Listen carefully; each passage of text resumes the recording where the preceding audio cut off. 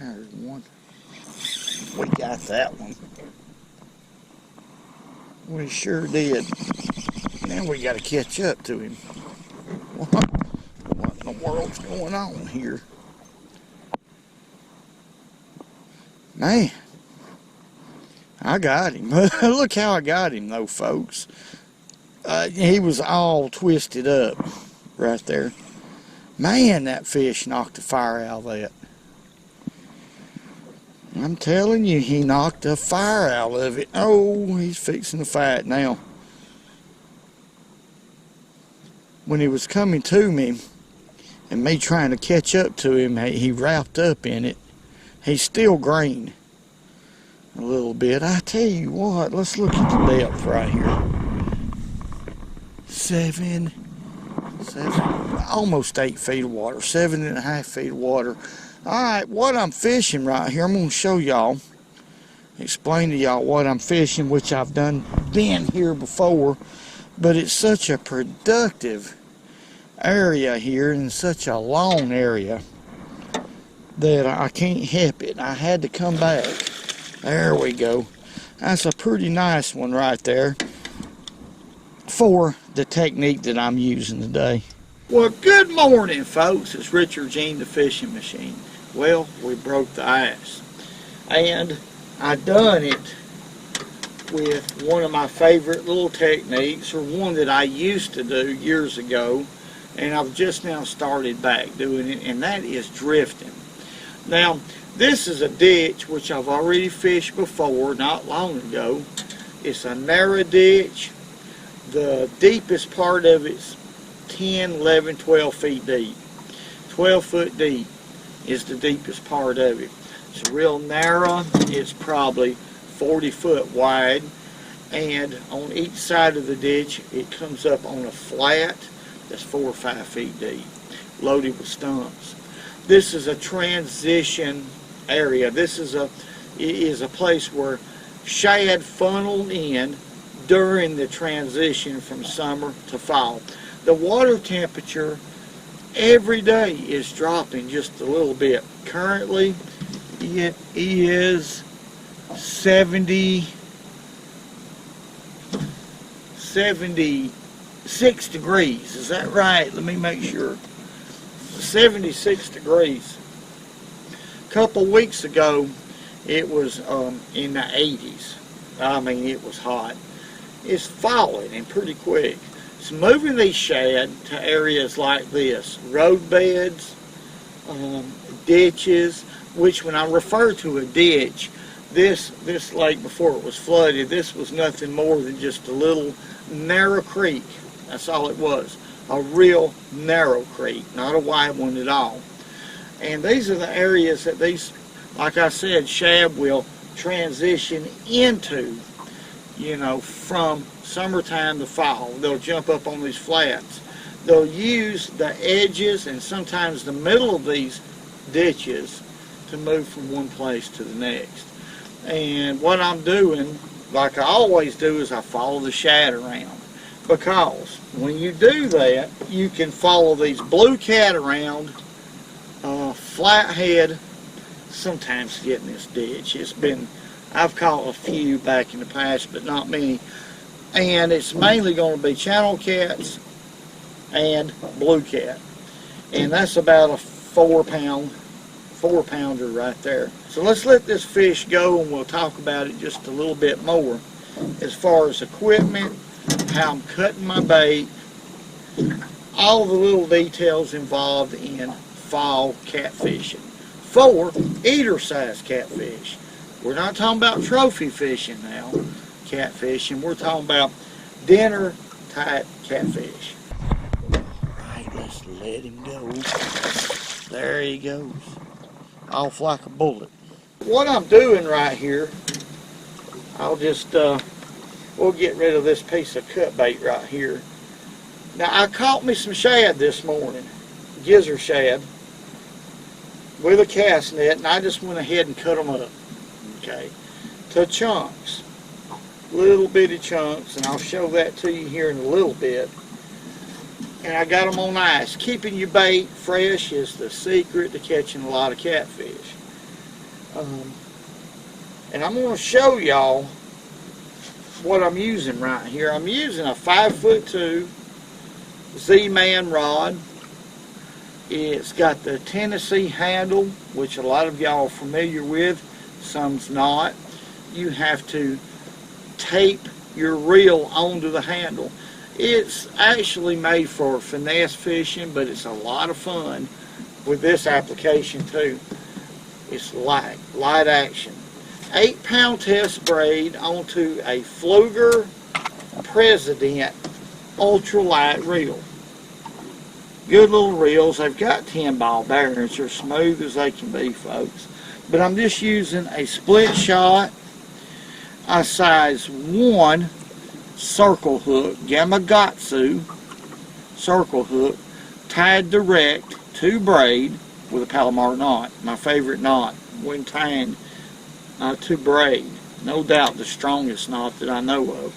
See right here, folks, I hope y'all can see this. This screen's a little bit dark, but it's 5.3 foot of water right here. This is the actual flat that I'm fishing, and right up there is my buoy marker. The wind blew me back that far while I was talking to y'all.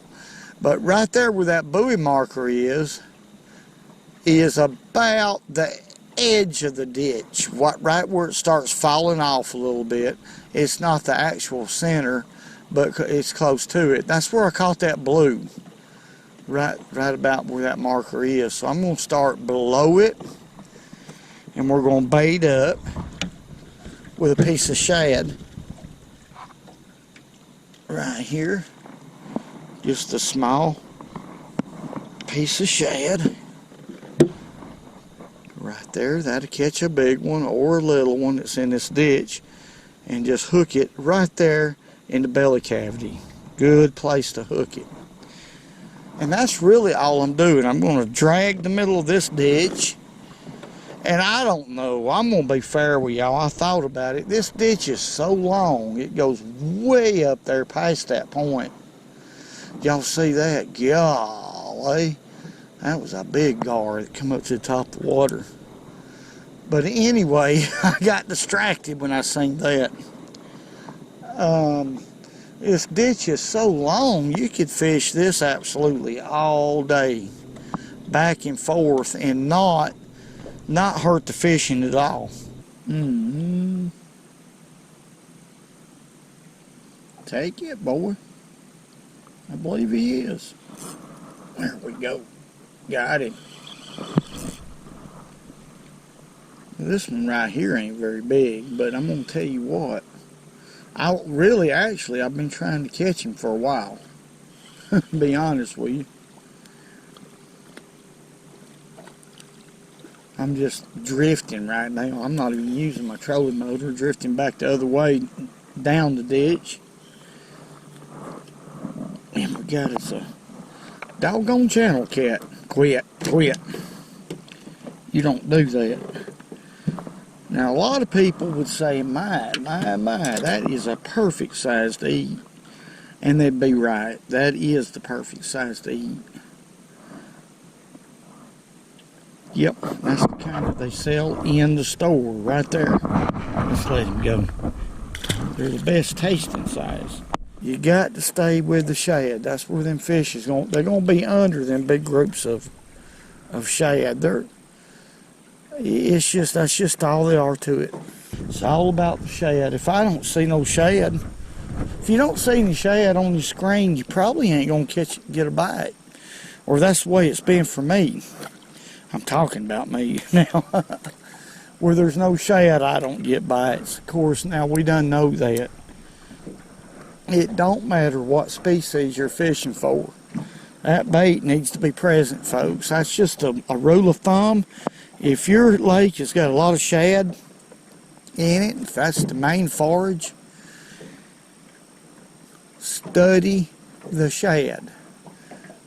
Now, study those shad, and that way you'll be able to catch each and every individual species because of that.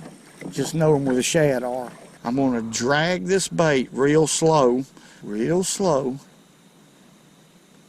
just like that. That split shot, you know, is, I'm feeling that split shot, tick, tick, tick on the bottom. This is a hard bottom right here. It's pea gravel and a few rocks mixed in with stumps, you know, on either side of the ditch. And on the side of the ditch, there's a fish.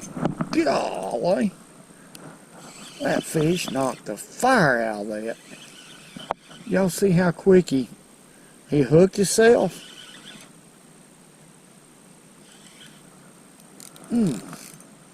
I mean, that's a good one for this little old bitty pole.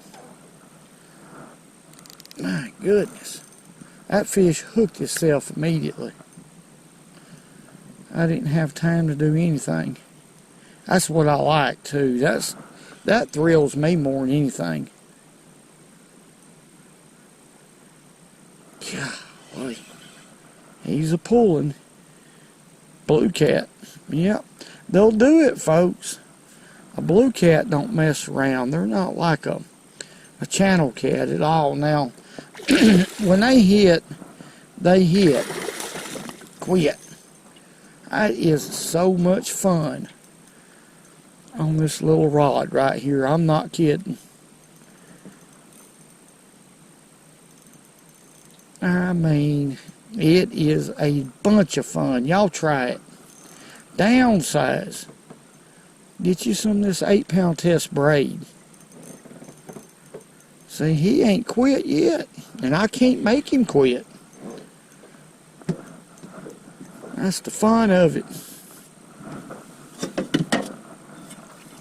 Man, I love this stuff.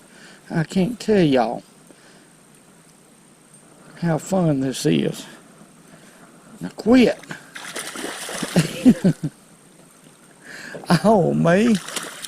Yeah, he won't quit, but I'm going to get him. I got him. This is a beautiful, beautiful catfish right here. I mean, beautiful. I want y'all to see this. Y'all listen to him. Yeah, this little old pole is made for panfish. And this has got to be the, what's the right word? Y'all help me. Oh, okay, you in the back. I heard. The ultimate. It's got to be the doggone ultimate. Okay. Woo. You know, folks, the fact of the matter is, I have trophy catfished, especially for flathead. I love catching big flatheads and blues. I mean the big ones, 40, 50, 60 pounders. But I can't tell y'all how much fun this is. This little bitty pole and just drifting through those big pods of shad. That's what I'm looking for. They're just big old pods of shad. And every time I see them on my depth finder, I can sort of estimate about how far my bait is away from it, and just within a minute or so, it'll come through those shad, and I anticipate a bite every time. And most of the time I get bites, but most of the time they're channel cat. But every once in a while, I blew a bite. Now this is a nice one. Beautiful, beautiful fish. And I'm tickled to death. I know it's not a giant, but this fish will be after I let him go. If nobody else catches him, this fish could grow to be 100 pounds or more. So we're going to go ahead and let him go. This is a lot of fun. I would recommend this for anybody. Anybody. It is sporty, folks. It's sporty beyond words I'm talking about. Let's let him go. I am tore up. Hey, he's going to let us see him swim off. That's the first time in a long time. Most time, y'all know, when you put them in the water, they'll curl up and boom, they're gone. Woo, I love this stuff. My good. Look, look. Okay, look. I know what y'all were thinking, but I had to get that adrenaline out. If I don't, I'll go nuts. Okay. Woo, I will go. Woo. Still was a little bit left. And let's catch another one. You know those catfish, yeah, look at there, what a shad. That's what that's what we're talking about. See that? Those catfish will get right in under them. And they're looking to pick off the weaker shad. Folks, that's why they're always right there with them. Because there's always shad that's weak and those big scows like that. You know, of course, a lot of them's going to die. Just nature's way of taking care of nature. I mean, they're constantly dying, not just in the winter time. Of course, there's a big shad kill in the winter, but all year long, there's going to be shad that's going to be weak, get a little bit diseased up, and that's what those fish are looking for. The weaker shad, and they'll go up in them scows and get them a bite. So by me dragging this little piece of cut bait like this, okay, I just got bit. It's flashing and it has scent. It draws a lot of attention when you're drifting like this. A lot of attention. Wow. There he is. There him is. Well, I found me another spot, another place. This ain't a bad fish right here. Let's turn around here. Of course, I was drifting pretty fast there, but still, it ain't a bad fish at all. I believe it's just a doggone big old channel. No, it's a blue. It's a blue cat. Probably the smallest one I've caught, but he's a couple pounds. God, look at the slime. I want y'all to look at the slime right there. That fish come out of 8 feet of water. Same thing, folks. I've located a bunch of shad. I'm staying on top of these shad now. I'm looking for them. I don't have a live scope, but this is a good one right here. It's just a regular Garmin. And now we're in 7.5 feet. We're a little bit shallow right there. What I'm going to do is probably pull back up there and make another drift, because I missed another one that I think was a blue. But that's the smallest one that I've caught, and he's a couple pounds, so he felt bigger than that because I was really drifting right there. Okay, let's let him go. There he goes. Yeah, I'm going to pull back. We'll go back through those shad again. But there's so many rocks and stumps and stuff like that in this lake. That's the main reason why I'm using such a small split shot. Just enough to keep bottom contact. That's all I'm interested in doing. If I were to use anything much heavier, I would stay hung up all the time. All the time. So that's another way. If you're drifting or dragging, keep your weight to a minimum. That'll keep you from getting hung up so much. You know what I mean. Wow. There he is. Golly. All I done right there is just raised up against him. Folks. He's done to the top of water. He's got wrapped up. He's got wrapped up. That's a pretty good blue cat right there. But he got wrapped up and he can't fight. There he goes. He got unwrapped. Woo.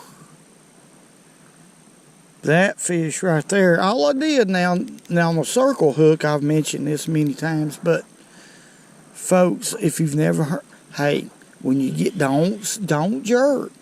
Just reel against the fish, and you'll get him every time. Come on in here, blue. Yep, just another blue. Boy, these dudes right here, all you gotta do is hold your rod, and that fish will hook yourself. And hold it tight, because he could jerk it plumb out of your hand. They hit it that hard. It's amazing. Even a small fish, blue like this, how much strength they have. Look at there, look at there, look at there. Another blue.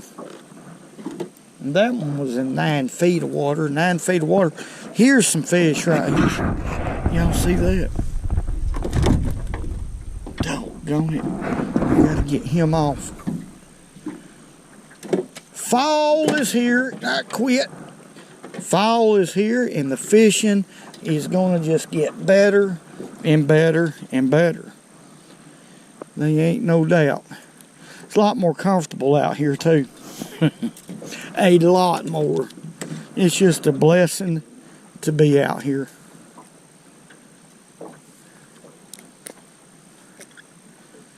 There you go.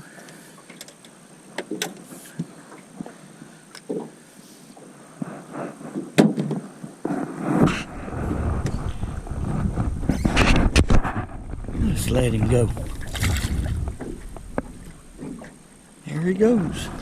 Well, folks, that sure was a lot of fun. Light tackle like this, oh my. If you're brave enough, which I know you are, try it, because I believe you're going to like it. I want to say God bless each and every one of y'all. Thank y'all once again for everything y'all do. I appreciate each and every one of y'all. Okay. Chase the shad. Always fish where the shad are. Woo. Hey man, look. Oh my God. Woo. And remember, go fishing when you can, because it's good.